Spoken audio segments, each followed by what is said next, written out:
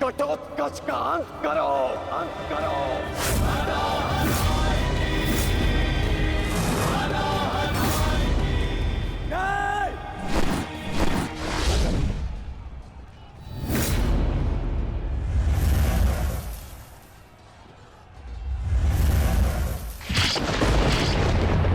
पुत्र घटोत्कच!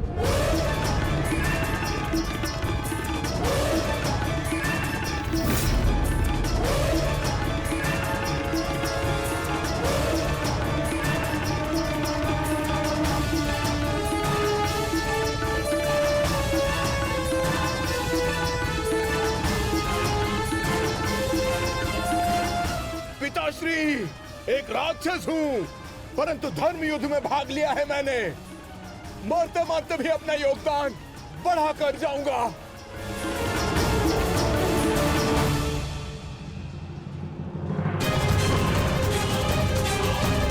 मित्र!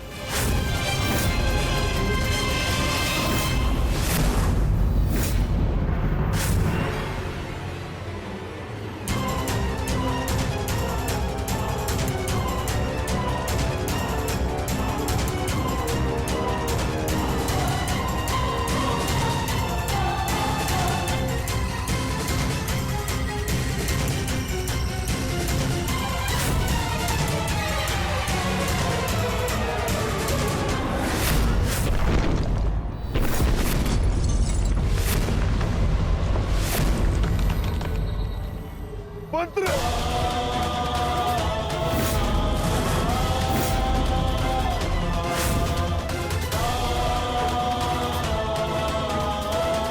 घटोत्कच! पुत्र! पुत्र!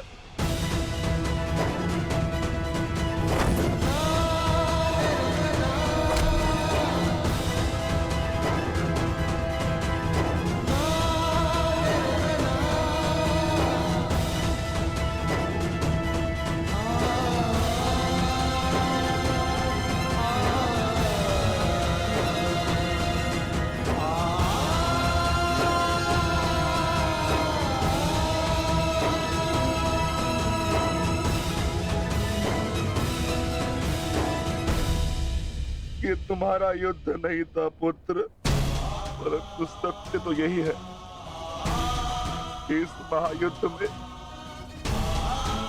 राक्षसों और मनुष्य के बीच में अब कोई अंतर नहीं रहा।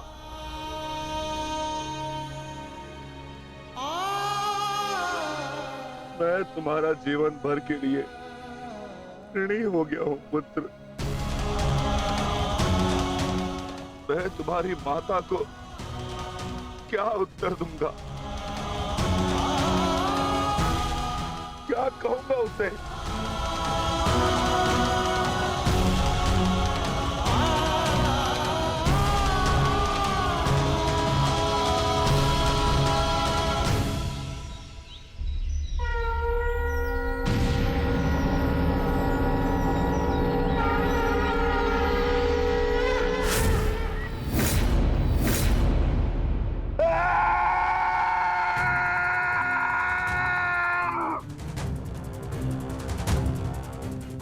दुर्योधन, बहुत हो गया। तुम्हारे पापों का घड़ा भर चुका है। अब मैं आज और इसी क्षण तुम्हें और तुम्हारे कौरव भाइयों के भार से इस धरती को मुक्त करा दूंगा।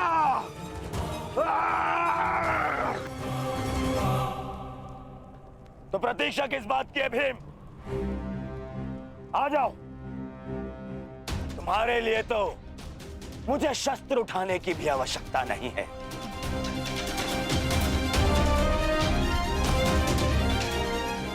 मेरे मित्र के बाण ही तुम्हारे शरीर को छल्ले छल्ले कर देंगे। आजा।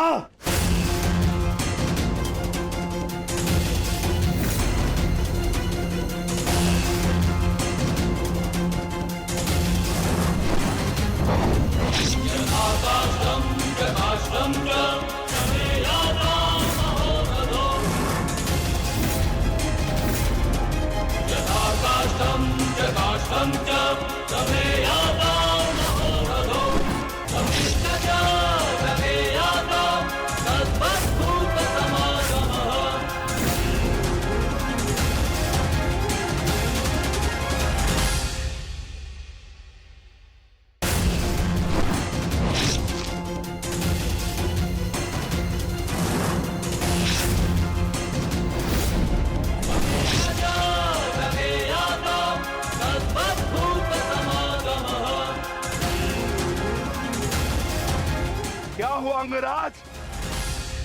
कहां चला गया तुम्हारे बाणों का तेज?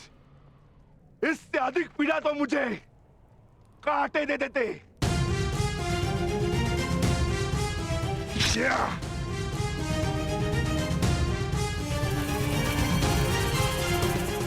कदाचित तुम भूल रहे हो अंगराज, जिसने तुम्हारे बाणों को उनकी सीमा दिखला दी। मैं उस महाबली घटोत्कच का पिता।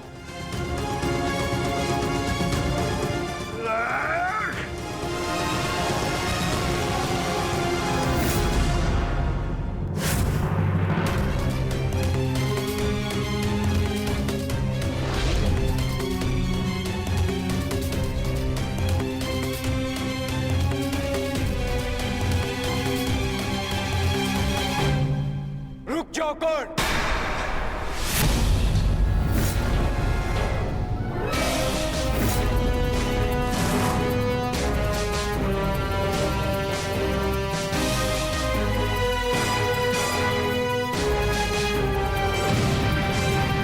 अपनी अमोघ शक्ति खो दी तो नियम भूल गए कि धनुर्धर केवल धनुर्धर से ही द्वंद करेगा, गदाधारी से नहीं।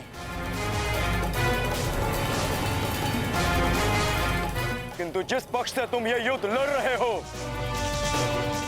उनका कर्म ही नियम तोड़ना और अधर्म करना है।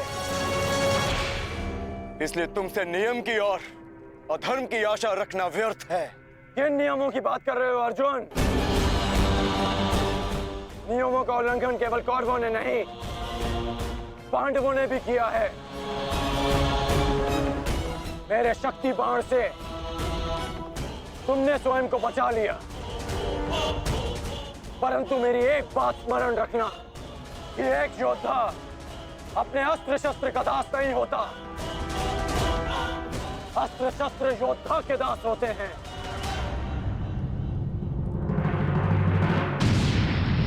तुम्हें परास्त करने के लिए मुझे किसी कवच शक्ति की आवश्यकता नहीं है अर्जुन। उसके लिए मेरा कौशल ही पर्याप्त है।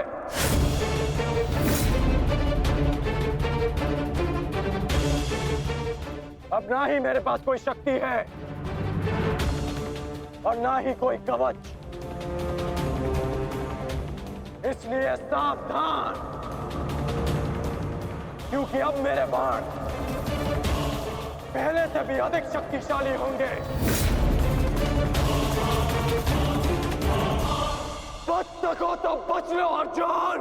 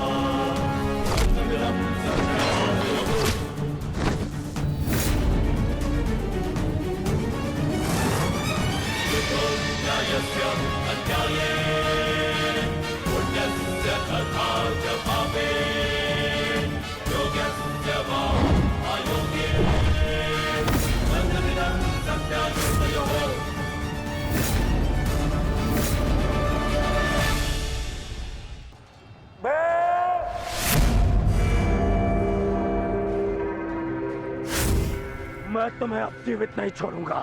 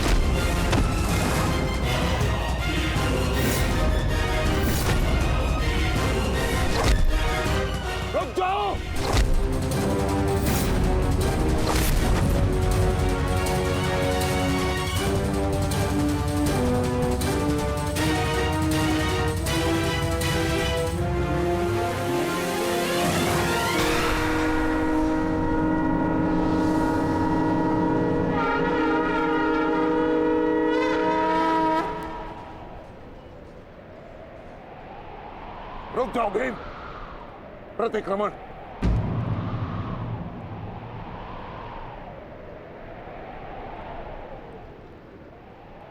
प्रतिक्रमण की मांग की है मैंने, रुक जाओ।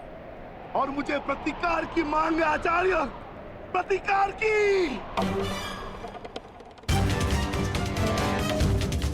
अपने पुत्र के प्राणों पर बनाई तो प्रतिक्रमण चाह रहे हो? नहीं भीम, मेरी मंशा केवल और केवल सभी योद्धाओं को एक प्रहर का विराम देने की है।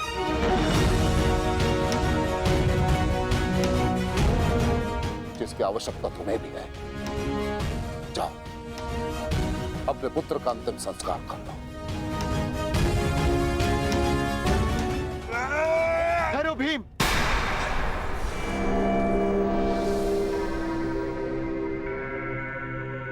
हम में और कौरवों में अंतर है भीम। गुरु द्रोण ने प्रतिक्रमण की मांग की है और हमें उनकी इस मांग का सम्मान करना होगा।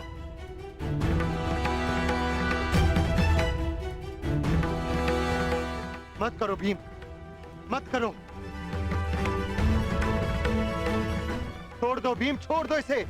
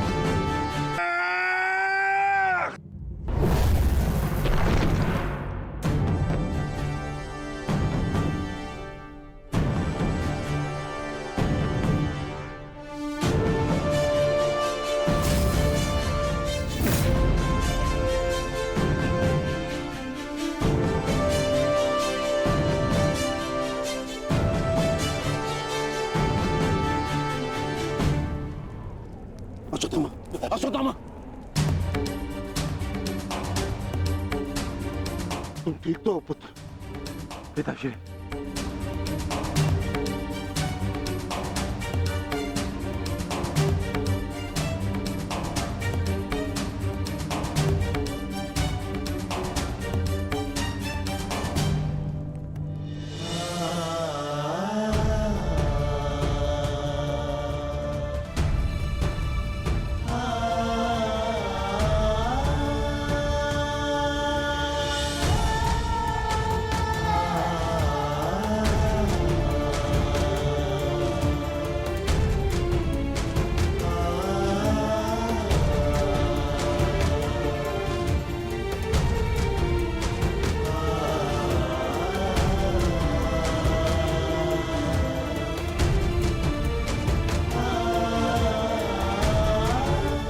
सबका जन्म किसी उद्देश्य के लिए होता है। हम अपने जीवन का मंतव्य पूर्ण करके अपने गंतव्य पर चले जाते हैं। और यदि एक वीर अपने जीवन का उद्देश्य पूर्ण करते समय वीर गति को प्राप्त हो जाए तो उसे मोक्ष की प्राप्ति होती है। तुमने सबके लिए जो कुछ भी किया उसके लिए सभी तुम्हारे ऋणी रहेंगे पुत्र। तुम्हारा ये बलिदान व्यर्थ नहीं जाएगा घटोत्कच।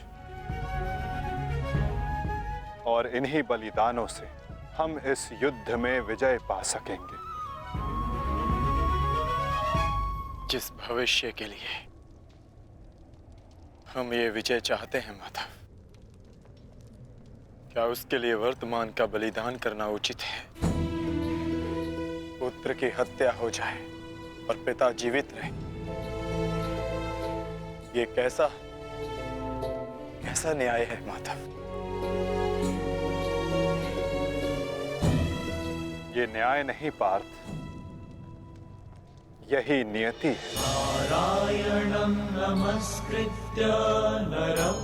धर्म स्थापना के लिए जिनका बलिदान आवश्यक है उन्हें अपना बलिदान देना होगा पार्थ, और जिनका जीवन आवश्यक है उन्हें संघर्षों का और दुखों का भार उठाकर अपना जीवन जीना होगा। और इस युद्ध के लिए, इस धर्म स्थापना के लिए तुम्हारा जीवन आवश्यक था, और घटोत्कच का बलिदान।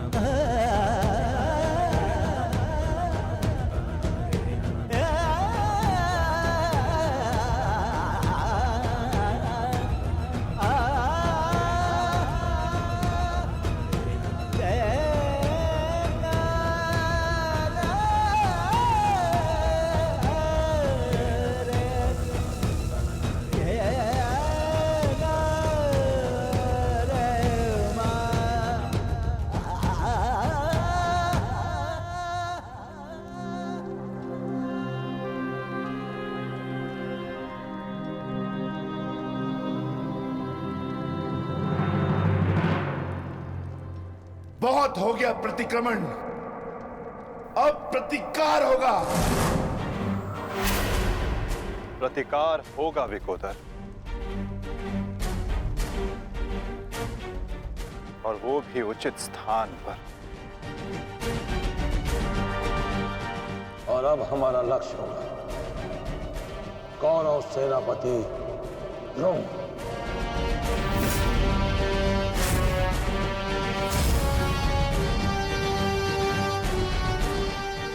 हाँ पिताश्री, कर्ण के पास केवल एक ही अस्त्र था अर्जुन के विरुद्ध, और वो उसका प्रयोग कर चुका है। अब ना तो उसके पास कोई शक्ति है और ना ही कोई कवच, इसलिए अब वो हमारे लिए संकट नहीं, किंतु आचार्य द्रोण को रोकना अति आवश्यक है।